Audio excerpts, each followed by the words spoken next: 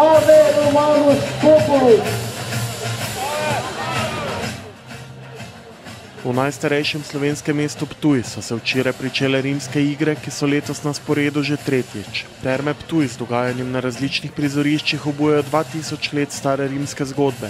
Vrhunec pa se bo zgodil jutri ob 11. uri, ko se bo povorka Rimljanov odpravila iz termalnega parka preko Pešmostu do mestne hiše in nato še do Orfejevega spomenika. Po vrnitvi v Ptujske terme bo zbrane v amfiteatru nagovoril poveljnik Marcus Antonius Primus, njegovemu govoru pa bo sledila rimska veselica.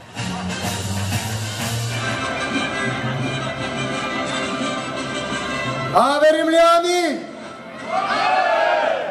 Ave Rimljanke! Sem Marcus Antonius Primus! Na uradni otvoritvi, ki je potekala v četrtek v večernih urah, je Marcus Antonius Primus v soju bakel pri tretjem mitreju prosil bogove za blagoslov. Prosit našo vzvišeno boginjo Vesto, uslišale bomo tvojo prošnjo. Današnjo rimsko večerjo pa je popestril orientalski ples ter odojek, ki se ga bilo najbolje lotiti kar z rokami.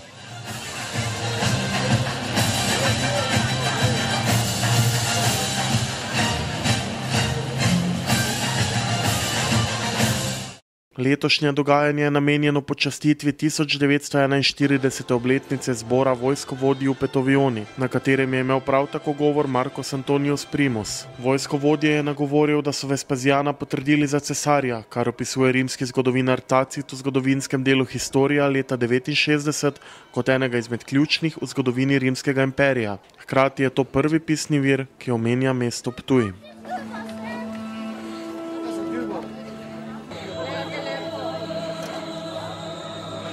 Oh!